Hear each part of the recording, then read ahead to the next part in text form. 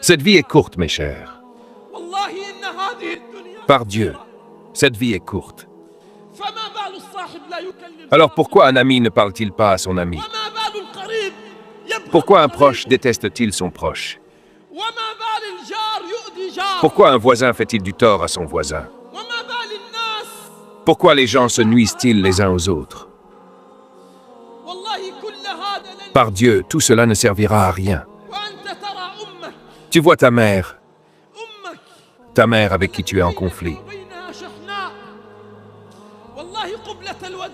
Par Dieu, un baiser d'adieu ne servira à rien. Par Dieu, le baiser d'adieu sur le front des disparus, ceux qui sont partis vers Dieu, ne servira à rien. Tu t'excuseras en déposant un baiser d'excuse sur le front d'un mort que tu as blessé. Mais ce baiser ne servira à rien.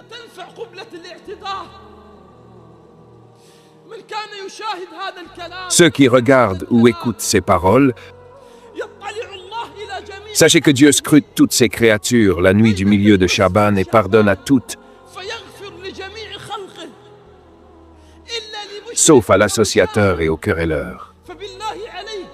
Alors, je t'en prie, au nom de Dieu, si tu es en conflit avec ton frère, réconcilie-toi maintenant. Maintenant que les âmes se réconcilient, maintenant que les cœurs s'apaisent. Ton frère que tu n'as pas contacté depuis des années, tu vas accueillir Ramadan sans lui parler. Tu accueilleras Ramadan et Dieu aura pardonné à toutes ses créatures sauf à toi. Ton père contre qui tu élèves la voix. Ton père avec qui tu es en conflit. Ramadan viendra et tu resteras ainsi? Cela te satisfait-il? Par Dieu, tu ne connaîtras la valeur des gens qu'une fois qu'ils seront partis. Notre problème, notre malheur, c'est que nous ne reconnaissons pas la valeur des uns et des autres qu'une fois que nos proches sont partis.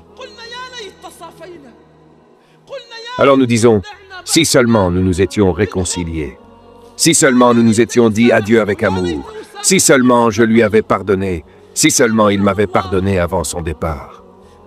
Serviteurs de Dieu, hâtez-vous, hâtez-vous. Par Dieu, cette vie ne mérite pas que tu sois triste. Cette vie ne mérite pas que ton voisin, juste à côté de toi, ne te parle pas. Cette vie ne mérite pas que ta mère soit loin de toi, tandis que tu es occupé avec ta femme, et que tu ne la visites qu'une fois tous les 3 ou 4 mois. Cette vie, par Dieu, est courte.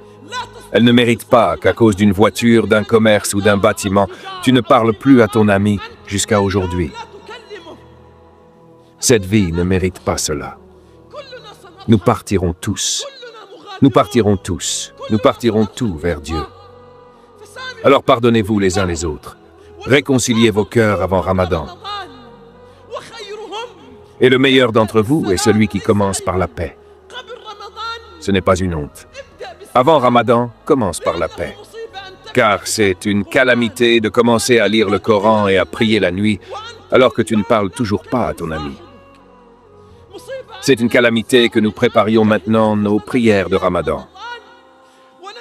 Alors que la haine, la rancune et la jalousie habitent nos cœurs. Le meilleur moyen d'accueillir Ramadan, c'est de purifier nos cœurs, comme le disaient les compagnons.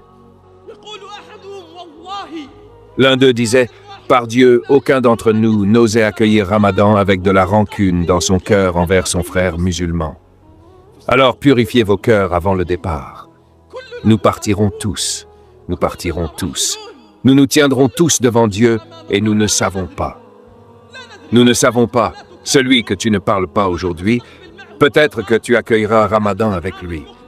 Mais l'année prochaine, peut-être que toi tu seras sous terre et lui debout. Ou peut-être que lui sera sous terre et toi debout. Alors il ne reviendra pas pour que tu t'excuses. Et les excuses ne serviront plus. Le jour où ni richesse ni enfant ne seront utiles, sauf celui qui viendra à Dieu avec un cœur pur.